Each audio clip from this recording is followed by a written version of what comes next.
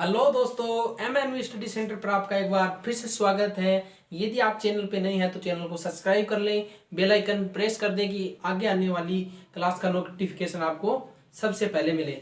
जैसा कि आपको जानकारी है, हमारा टॉपिक चल रहा है नंबर सिस्टम यानी कि संख्या पद्धति। संख्या पद्धति में हमने क्या क्या पढ़ लिया है। हमने संख्याओं का ज्ञान किया, कौन सी संख्या, प्राकृत संख्या, पूर्णांक संख्या और पूर्ण संख्या, परिमेय, अपरिमेय, भाज्य, अभाज्य, सम, विषम, डिविजिबिलिटी का रूल पढ़ लिया, घातांक वाले प्रश्न कर लिए और अब हम कर रहे हैं प्राकृत संख्या, पूर्णांक संख्या। यदि आप फर्स्ट क्लास देख रहे हैं तो आप पहले नंबर सिस्टम वाली पहली क्लास देखें, और यदि आप पहले ये क्लास देखना चाहें तो आपको इसमें कोई प्रॉब्लम नहीं होगी। पहले मैं पिछली वाली क्लास का रिवीजन करवाऊंगा, उसके बाद आगे वाली क्लास पढ़ाऊंगा। तो देखिए, कल हमने 3 फॉर्मूले पढ़े थे। एक तो पढ़ा था n/2 n+1, एक पढ़ा था n+1। उम्मीद है आपको तीनों फॉर्मूले याद होंगे। ये तो था प्राकृत संख्याओं का योग। क्या था? प्राकृत संख्याओं का योग। क्या था? प्राकृत संख्याओं का योग। ये था सम संख्याओं का योग। किसका? सम संख्याओं का। ये था विषम संख्याओं का। इनका विषम संख्याओं का। इसमें बेस्ड क्वेश्चन किए थे, जैसे कि सभी का एक एग्जांपल लेता हूं। प्रथम 10 प्राकृत संख्याओं के योग, और ये n क्या है?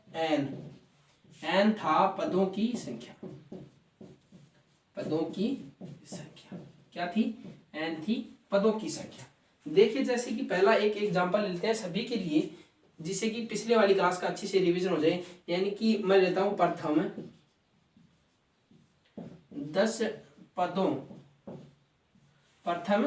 10 सम संख्याओं का योग, प्रथम 10 सम संख्याओं का योगफल, प्रथम 10 विषम संख्याओं का योगफल और प्रथम 10 प्राकृत संख्याओं का योग। यानी कि मैं प्राकृत, सम और विषम तीनों को एक साथ ही एक क्वेश्चन में करवा देता हूं। देखिए, इसके लिए फॉर्मूला ये है, तो क्या लगेगा? 10/2 और 10+1 कितना आ गया? ये तो आ गया 5 × 11 = 55। ये देखो, इसमें लगाएंगे सम संख्या का पूछे तो क्या करेंगे? 10 और 10+1 यानी कि 10 गुना कितना होगा? 11 बराबर कितना होगा? 10। यानी कि प्रथम 10 सम संख्या होगा। इनका पूछे तो क्या हो जाएगा? डायरेक्ट 10 का स्क्वायर करना, कितना आ गया? 100। उम्मीद है आपको ये रिवीजन भी अच्छे से समझ में आया होगा। देखिए, तो अब आगे आज क्या पढ़ने वाले हैं। देखिए, आज हम 3 ही सूत्र और पढ़ेंगे और कल 3 सूत्र और पढ़ेंगे। आज पढ़ेंगे प्राकृत संख्याओं के वर्गों का योग, सम संख्याओं के वर्गों का योग, विषम संख्याओं के वर्गों का योग। तो इनका एक एक सूत्र याद करेंगे और इन पे बेस्ड 2-2 या 3-3 क्वेश्चन करेंगे। तो देखिए, अब मैं बताता हूं आपको। पहला सूत्र क्या है? प्राकृत संख्याओं के वर्गों का योग। इसका क्या फॉर्मूला होता है? इसका फॉर्मूला होता है n/6 n+1 और एक होता है 2n+1। ये तो होता है प्राकृत संख्याओं के वर्गों का योग। दूसरा फॉर्मूला लिखते हैं हम। ये फॉर्मूले आप क्या कर लो, कॉपी में नोट कर लो। यदि आपको इसकी पीडीएफ चाहिए तो इसकी PDF MNV study channel official telegram channel पर इसकी आपको पीडीएफ उपलब्ध करवा दी जाती है। सम संख्याओं के वर्गों का योग। इसका फॉर्मूला क्या होता है? ये होता है 2/3 n+1 क्या होता है? 2n+1। तीसरा फॉर्मूला होता है विषम संख्याओं के वर्गों का योग। विषम संख्याओं के वर्गों का योग। इसका क्या फॉर्मूला होता है? इसका फॉर्मूला होता है n/3 2n+1 और एक होता है 2n-1। जो सम संख्याओं का योग है, वर्गों का योग, इसको हम प्राकृत संख्याओं के वर्गों के योग के सूत्र से भी निकाल सकते हैं। वो भी मैं आपको समझाऊंगा। यदि आप स्क्रीनशॉट लेना चाहें तो आप स्क्रीनशॉट ले सकते हैं। तो देखिए आपने स्क्रीनशॉट ले लिया होगा या इसकी पीडीएफ आपको टेलीग्राम चैनल पर मिल जाएगी। मैं इन दो सूत्र को मिटाता हूं। इस सूत्र पर पहले हम क्वेश्चन करते हैं। पहला क्वेश्चन जैसे कि यह जाए प्रथम 10 प्राकृत संख्याओं का योग, प्रथम 10 प्राकृत संख्याओं के वर्गों का योग,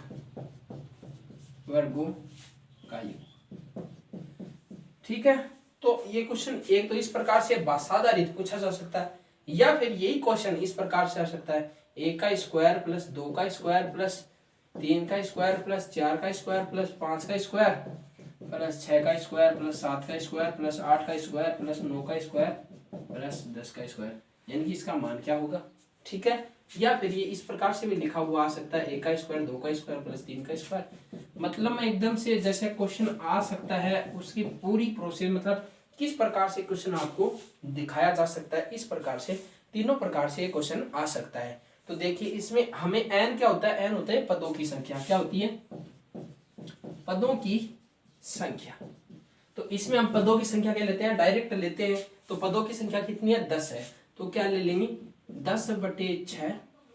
n का मान कितना है, n का मान कितना है 10। फॉर्मूले में लिखते हैं 10/6 10 + 1 और 2 × 10 + 1। आया समझ में? ये हो गया 10/6, ये हो गया 11, ये हो गया 10 दूनी 20 और 1 21। अब देखिए इसको मैं काटता हूं, इसको मैंने काटा 2 से, 3 से काटा, 3 दूनी 6 7 या 21। इसको काटा मैंने 5 बार, क्या होगा 7 पंजे 35। कितना आया 7 पंजे 35 × 11, ये हो गया 385। उम्मीद है आपको अच्छी से समझ में आया। आप देखो 11 का मल्टीप्लाई मैंने डायरेक्ट कैसे कर लिया। 11 का मल्टीप्लाई आप ऐसे भी कर सकते हैं, जैसे 2 पद हैं, 2 पद लिखे दोनों का ऐड बीच में, 2 पद लिखे दोनों का ऐड बीच में। 3 संख्या हों, जैसे ये 3 संख्या होगा, इन 3 का भी कर सकते हैं। दोनों पद लिखे 5 8 5 13 का 3 हाथ के 8 4 8 3 11 1 12, ये इसका गुणा हो गया। ऐसे कर सकते हैं आप, डायरेक्ट भी कर सकते हैं, लेकिन ऐसे कैलकुलेशन भी आसान हो जाती है। अब देखिए नेक्स्ट क्वेश्चन, अगला प्रश्न इस प्रकार से भी देखिए। मैं दूसरा एग्जांपल ले लेता हूं। एक एग्जांपल जैसे कि 1 का स्क्वायर प्लस 2 का स्क्वायर प्लस 3 का square dash dash dash plus 30 का स्क्वायर, ये भी ले लेते हैं। इसमें इसको कैसे करेंगे, देखो वही प्रोसेस। इसमें n कितना है, लास्ट वाला पद n होता है, 30 हो गया। वही फॉर्मूला क्या हो गया, n/6 n + 1 2n + 1। आपको मैं एक सलाह देता हूं, यदि आपको अच्छी लगी, जितने भी आप क्वेश्चन करें उसके साथ आप फॉर्मूला लिखें। तो इससे क्या होगा, फॉर्मूले की प्रैक्टिस होगी और वो जल्दी याद हो जाएगा आपके।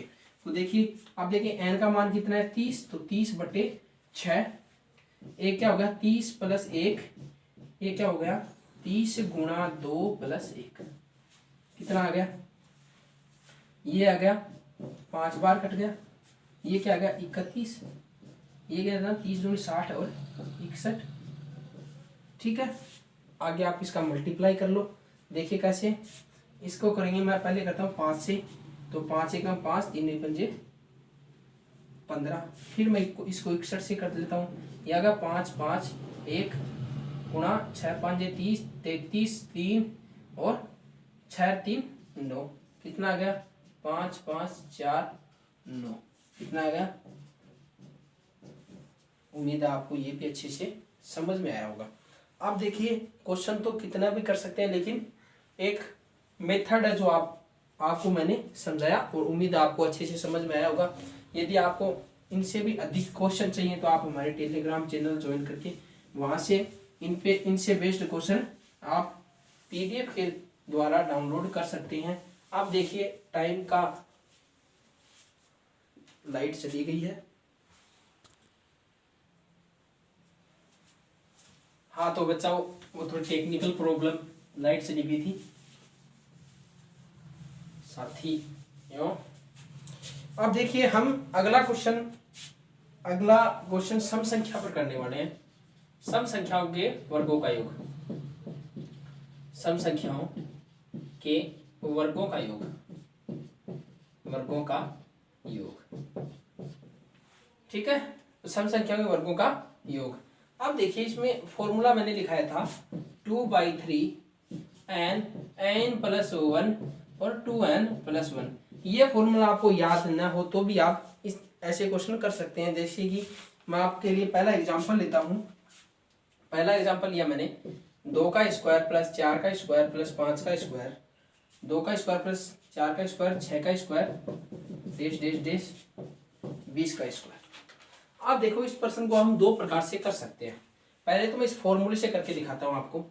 फॉर्मूले से देखो, पहले मैं क्या निकालता हूँ, पद निकालता हूँ। तो कल मैंने सम संख्याओं के पद निकालना सिखाया था। क्या करते हैं हम, लास्ट वाले पद में क्या करते हैं, अंतिम पद में क्या करते हैं, 2 का डिवाइड करते हैं और क्या नंबर्स निकल जाते हैं। अंतिम पद क्या है, 20/2 बराबर 10। आया समझ में। तो अब देखो इसमें n का मान कितना है, 10। गलती क्या करते हैं हम, डायरेक्ट 20 ले लेते हैं, नहीं, इसमें n का मान कितना है, 10। फॉर्मूला ये लगाते हैं, देखिए 2/3 10 गुणा 10 और 1 11। अब कैलकुलेशन आपको धीरे धीरे बढ़ानी होगी। 20 और 1 21, 7 या 21, ये कितना हो गया, ये होगा 11 7 दूनी 14, क्या हो गया 14 गुणा 10 गुणा 11, ये हो गया 1540। उम्मीद है आपको अच्छे से समझ में आया होगा। अब देखो इस क्वेश्चन को दूसरे प्रकार से हम कर सकते हैं। कैसे, क्या करें, इसमें से मैं क्या लूंगा, ये आपको अच्छे से समझ में आया। देखो क्या करें, इसमें डायरेक्ट क्या कर सकते हैं, इसमें मैं लूंगा 2 की स्क्वायर को कॉमन, सभी से मैं 2 का स्क्वायर कॉमन ले लूं।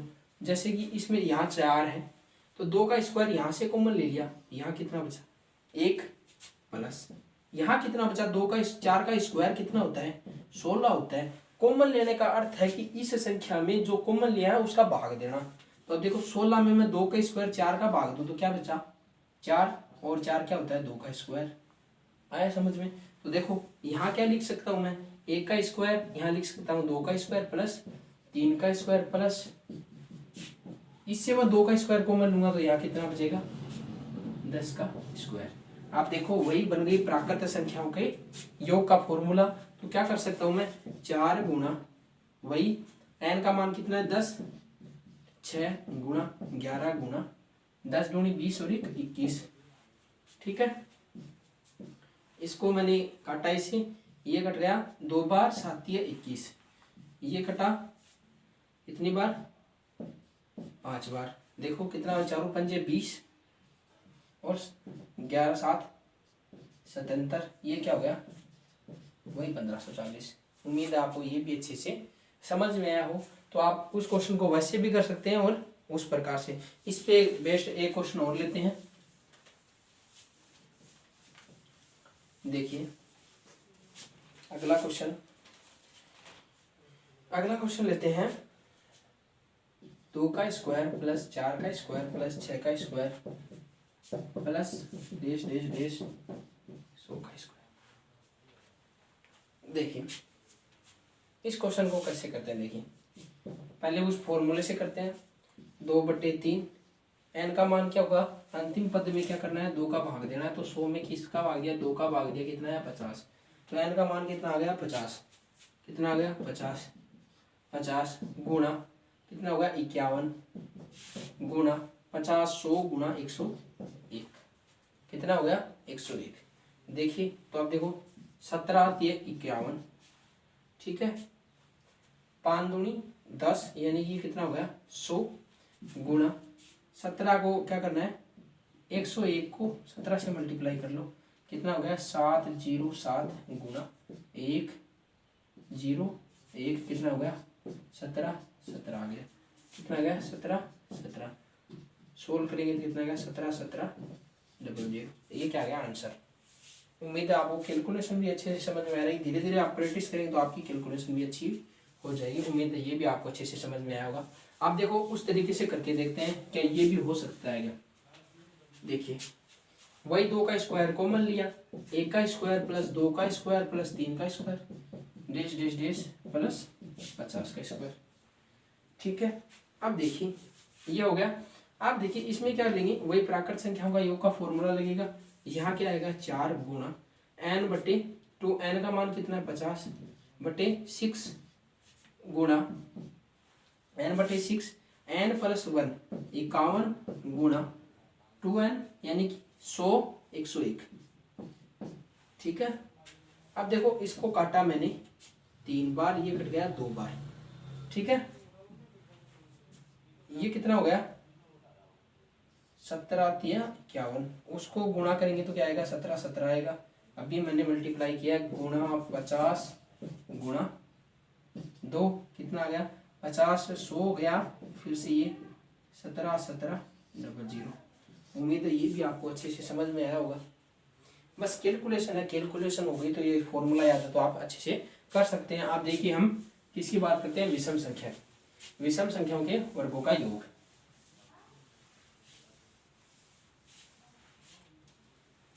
इसकी विषम संख्याओं के वर्गों का योग। फॉर्मूला क्या होता है n बटे 3 2n प्लस 1 और क्या होता है 2n माइनस 1। ठीक है, तो इस पे बेस्ड क्वेश्चन ले लेते हैं हम।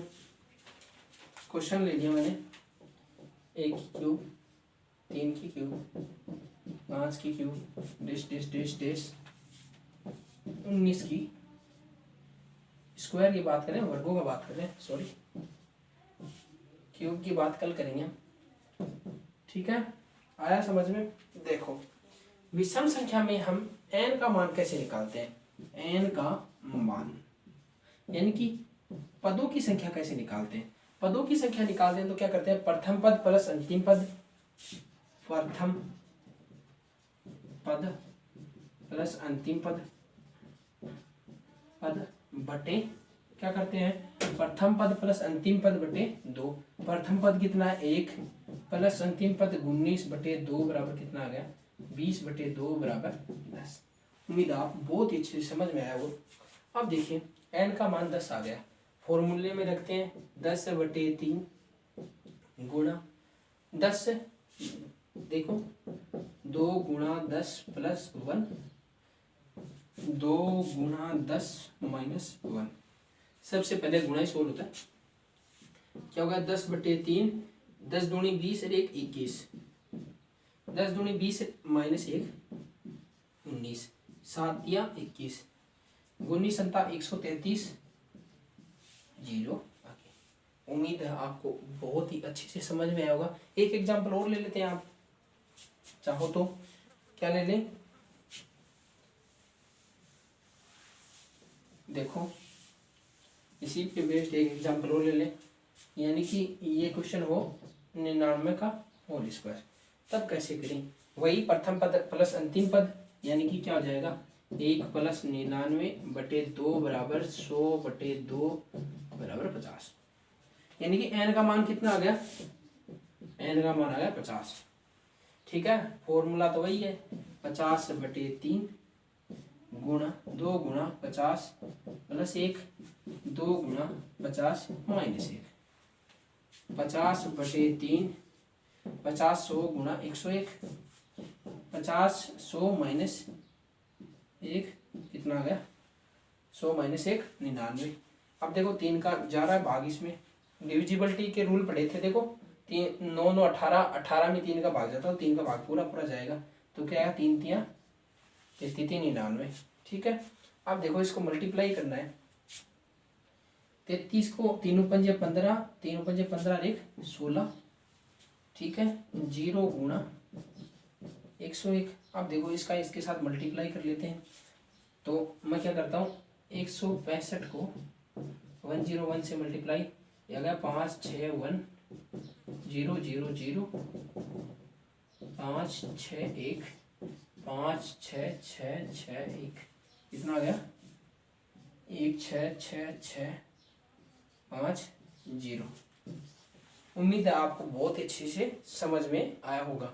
आज हमने ये पढ़ा, कल हम पढ़ेंगे एक शॉर्ट वीडियो में प्राकृत संख्याओं के घनों का योग, सम संख्याओं के घनों का योग, विषम संख्याओं के घनों का योग। वीडियो यदि पसंद आई हो तो वीडियो को लाइक करें, शेयर करें, कमेंट करें, और यदि आप चैनल पे नए हैं तो चैनल को सब्सक्राइब करें और बेल आइकन को प्रेस करें कि आगे आने वाली वीडियो आपको सबसे पहले प्राप्त हो। महिलाओं का सम्मान कीजिए, महिलाएं आपके साथ सुरक्षित महसूस कर सकें, और क्या, बड़ों का सम्मान कीजिए, छोटों को प्यार दीजिए, और अपना धैर्य बनाए रखें। अपना धैर्य अच्छे से बनाए रखें, ऐसे ना रखें कि अब एग्ज़ाम कब होगा, अब तैयारी नहीं, बाद में तैयारी होगी, अभी कोरोना चल रहा है। नहीं, अभी आप धीरे धीरे तैयारी करोगे तभी जाके क्या होगा, एग्ज़ाम क्रैक होगा। तो थैंक यू, धन्यवाद।